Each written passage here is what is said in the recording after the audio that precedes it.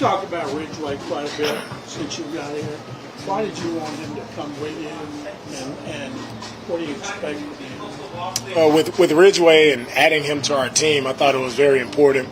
As a guy I've seen up close and personal play within our scheme, I've seen him do a really nice job of playing up front and playing the D-tackle position the way we like it played. So it was important to add someone who had some experience in our system, and Ridgeway has done a really nice job all throughout camp. Did a nice job in the game yesterday, not only attacking like we asked him to do, but the effort and running to the ball. That's what we demand of those guys, and it was really good to see Ridgeway perform how we expected him to perform. What besides the effort goes into improving the run defense, defense base, Texas?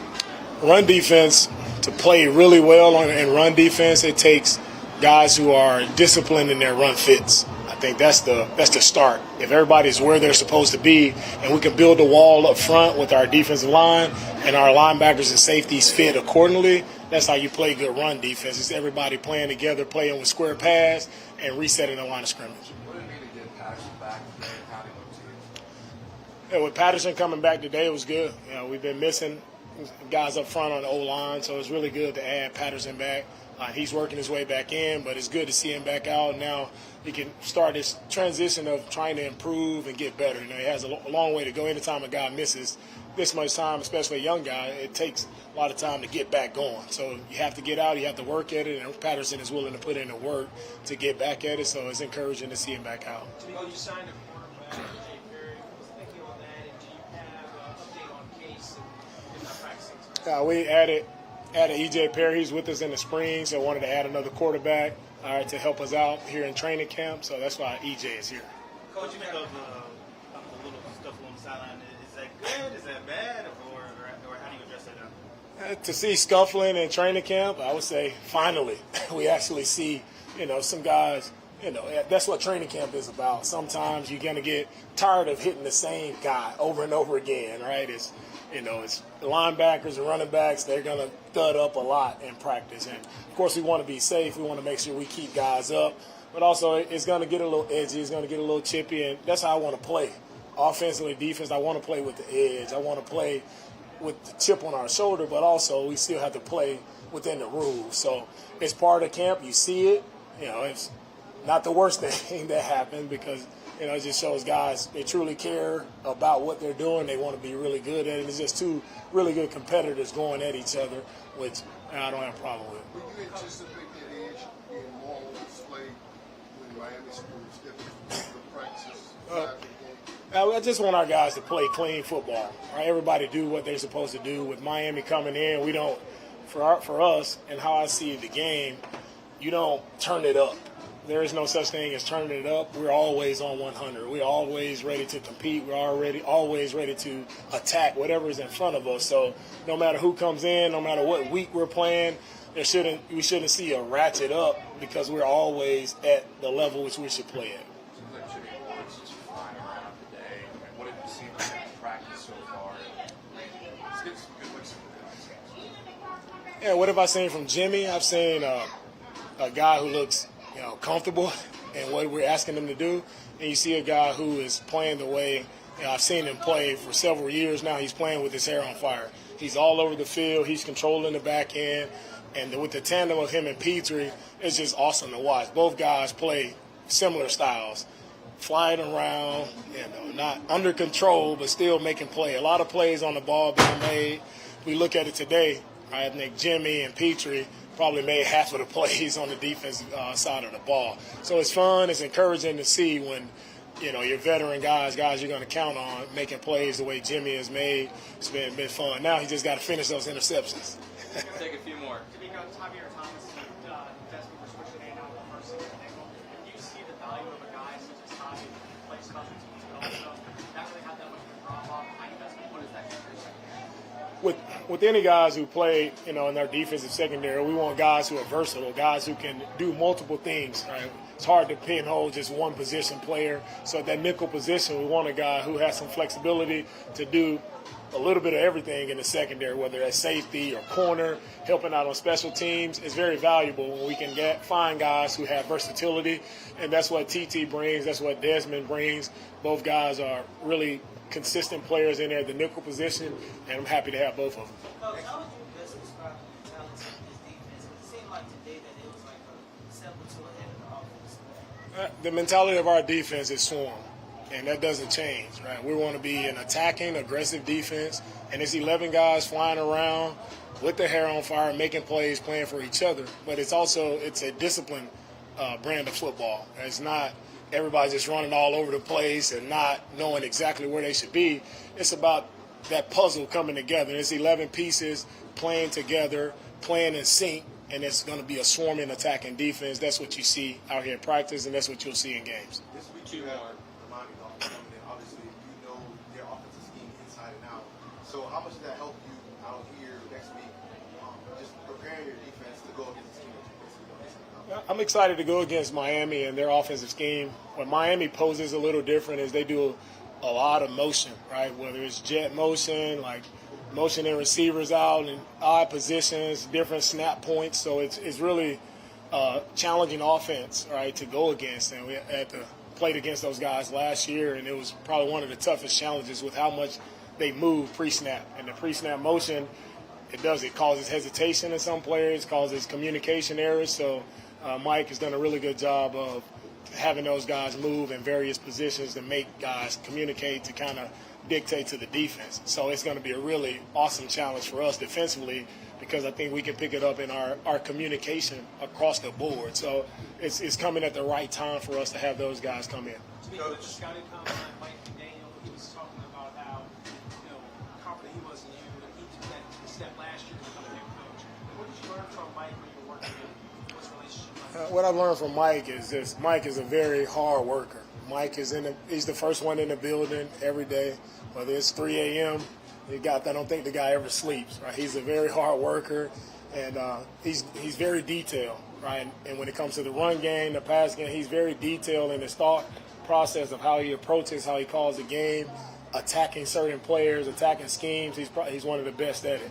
So really happy with Mike and the opportunity he has there with the Dolphins, and I think they'll have a really good team this year. Last one, Sean. Coach, Bobby talked about Tank Dell yesterday, what jumped off on the screen for him, and it was what he was doing away from the football, covering guys up, blocking, when you guys were running. What did you see from him before you got him to U of H that you thought this guy's going to translate really well here in this offense? Oh, what I saw from Tank when he was at U of H, you saw a dynamic playmaker, a guy who was always open despite his size. A lot of people kind of put a knock on him because of his size, but I never saw that be an issue at college. And it's showing up here from his first day, even throughout the game. Everybody sees the wow plays, the big explosive plays, but as Bobby mentioned, what sets him apart is that intent. When you're on the backside of a run play, and what's your intent, what's your demeanor when you have to go and dig out a safety or dig out a corner, right? Tank has improved drastically in that area of showing his teammates that he cares about the run game, not just about getting the ball. It's not just about him, right? He's an unselfish player. He was willing to block in the run game, and when his number is called in the pass game, he's showing guys that he's consistent and he's accountable to make a play for us. Thank you, guys. All right, thank you guys. Thanks for making our thanks.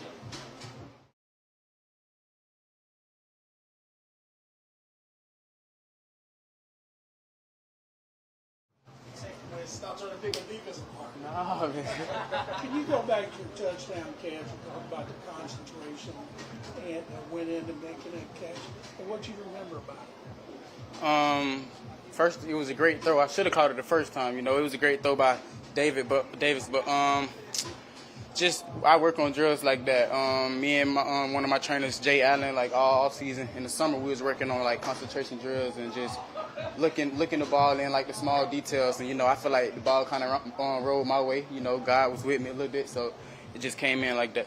Saying to hear the coaches compliment you on your blocking and being physical and being willing to block. Yeah. They're talking about that part of your game. That's good. I strain every play. I try to get better every play. Make sure my assignment is done. I know at UH I really didn't block a lot because I had a lot of like read options. Like he could toss it out to me if everything goes wrong. But I will stick my face in there. I'm not scared to block anything like that. So I was just trying to make sure my job was done. Thank you. Just had coach tell you to stop ruining our defense, not to make you feel like there's one game so. No, I just I don't know. I just feel good. Anything else, guys? With in your first preseason game, how did you manage that? Going through it, how did you review it? I tried to treat it like any other game. I didn't want to go out. Of course, if you're not nervous before a game, then I don't think you should be playing. But, of course, I was nervous. But after the first snap, it was just like any regular game. I was nervous in college. So, of course, I had a little bit of butterflies and stuff like that. But I was ready. I treated it just like a college game. Of course, not like a college game because it's on a bigger stage. But I tried to go in with the same mindset, just go in and do my job. What was reviewing it like? How did you spend your post game? Say that again? What was reviewing it like? How did you spend your post game? After the game, on the flight, I was watching the film of it, trying to see like anything that I did wrong and what I can learn from. Of course, I was sitting there talking with X. We were just on there like trying to critique ourselves before we get into the meetings. So we could already be ahead and make sure like we know what we did wrong, so we can try to get better at practice the next day and fix it. Just on a couple of plays, was telling Davis, get the ball and everything. I think you were really trying, because when you're trying to come into the zone, you really want to get it on out front of you where you can sort of turn it upfield. Nah, that wasn't nothing. Davis was throwing some great balls. I just got to stay up on my feet and continue to run. That was some good balls by him, though. I've seen you had a few autographs, kids that asked you for autographs. How is that for you? Is that normal? Did it at all increase after the first game? Because you definitely got a lot of attention after that game. I wouldn't say it increased, but it's not normal though. I come from I didn't have it all like that. So once I got here, that's when it started like becoming something. But it's cool, I try to get all the kids because I know I was in that position once before, so I know it's special for them and it's special for me also. So it's good. What are you trying to get out this week against Miami practice? Just come out here and be the best me. I know you got Tyreek and all them coming, so I'm trying to separate just like those guys. So really learn from my teammates, of course, learn from them guys because they've been in the league and they've been doing some special things. But at the same time, I got to make my plays too. So, be with my team, make sure we all come together and we all have good practice, fun practice. Do you see the value of having these joint practices, especially where in big reps you may not be going against the home runs? Yeah, it gets you prepared. Like preseason, you don't play the whole game, and sometimes you don't play against the ones. Some people sit out, so. At practice, everybody gonna play practice, so that gets you like a good feeling of how the game's gonna be on Sundays. As the games pick up and opponents start to pick up on film on you and offense, like how do you feel like you're gonna try and get yourself open in space? Because no bobsled seems to want to do it. How do you expect to handle it? Yeah, they gonna pick up film on me. I'm gonna pick up film on them. So as they studying me, I'm gonna be studying those guys also. So just try to see where I can win at, and then try to get better from there. Couple more guys. Is there anything specific that you've observed on film at this point in camp and the game that you feel like you need to improve upon, that you're really going to stress to yourself the rest of the camp? I thought I knew. In college, I was studying defenses and the schemes and things, but like in the NFL, is a whole nother level of schemes and things. So just get better at like understanding the schemes like on this stage, because college. They scheme, but it's kind of like basic, But in league, they really scheme and like they could throw you off a little bit. So just pick up on the schemes and make sure I understand the coverages and things like that. Who can help you with that? All my teammates, my coaches, of course, they help me with that. Coach Slow, Coach Ben, they help me with that. They try to help me understand like what coverages, what the safety's doing, like that means this and things like that. So I say that. It looks like Jimmy got a hit on you a little bit in practice. Yeah, What's Jimmy. it like going up against him that way and just your take with that? Man, I love going against Jimmy. Jimmy, Petrie, all those guys, because they're going to give it all they got every play, so that's going to get me better, At the end of the day, it's football. That's going to happen in football. I get back up and continue to practice, so that's good, though. I love it.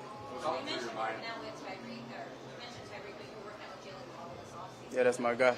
What did you learn from I wouldn't say too much, because we wasn't talking on that type of tip, like, while we was working out, but he's an explosive guy, so I didn't really get to pick his brain. It was like 105 degrees, so we wasn't even worried about that. We was just trying to get that work in and get out, but I didn't get to pick his brain too much to get on that level. So. How many texts did you have when you finally turned on the phone after the touchdown? I always like hearing what you started with that. Man, I had like 1,000 from my mom alone, so I don't even know. I had a lot though. It was a lot, but it was all good. All right, thanks, guys. Thank y'all.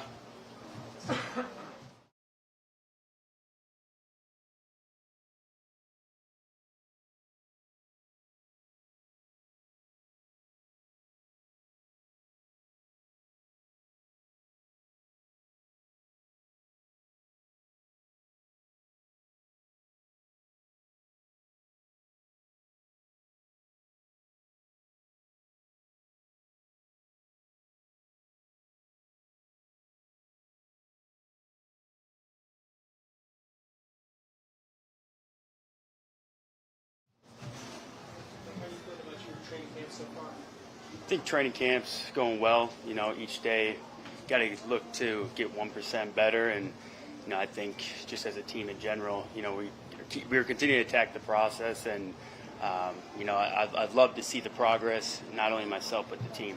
What was it about this scheme once you started getting into it that you noticed that you were excited about? It allows, you know, the defense, you know, and offense as well, but the scheme, we punch first. It's all about attacking, getting off the ball, and then, you know, based off that, just run and hit. And so being able to fly around and play fast with, you know, having quick keys is fun for a defensive player, especially a linebacker. How much has DeMeco being here helped you out? It's, you know, having a mind like that, a guy that has played the position at a high level, you know, it's everything. You know, he's been in our meetings a lot throughout the off season and training camp, and you know, just his little pointers here and there and in practice, working with us as an individual has been great because, like I said, he's a guy that's done it before, done it at a high level. So to share that and pass that along to us, there's a lot to continue to learn from. Like based on your experience playing in Robert's defense, do you know any similarities between that one and your? It's a very similar defense, very, very similar. You know, it's a scheme that, like I said, we attack first and allows you to run and hit. But just the techniques and the fundamentals that is required of the defense, you know, it's that transition from when I was with New York to here has been a lot easier than learning new schemes in the past. So it's been great for me. You mentioned punching first. I mean, offenses counter that or talk about screens. Where as a linebacker, do you feel like in relation to how an offense counters what you guys do? How do you approach that? Well, it all starts with going back home to your base fundamentals and the techniques that the defense requires. And you know, as a linebacker, as a back seven player, you know, we're trained to, you know, bounce our feet and play lateral first, and you go once you know. So when it comes to a screen, you know, we should be, you know, a step or two lateral, and then by then we should be able to recognize that it is a screen or a draw or something, and then that way we can trigger, come downhill, make a play on the ball. How close is that linebacker move as far as the linebacker move? Did you all do anything in the offseason to get closer? And earlier in training camp, Christian Harris said he doesn't know why they keep trying you after you had your picks. You know, it's a great group. You know, and I think it's a deep group as well, and that's what makes us and will make us so great is because we have a lot of depth. This group has a lot of strengths, and you know, every day we're competing with each other, and so that just pushes us to be better, you know, men and players every day. And whenever you're surrounded by great competition, the only way is up. I feel like this defense is maybe better suited to attack some of the rushing and offenses that you faced in the past couple of years. It's been tough slowing down rushing attack, but they added Sheldon, saw Ridley's in there, Roy's back. You guys have depth in the linebacker room. Well, you know, how the D-line play in preseason, they keep that up throughout the preseason and the regular season. You know, I have no doubts that we'll be able to stop the run. You know, I think that's another group that is very deep.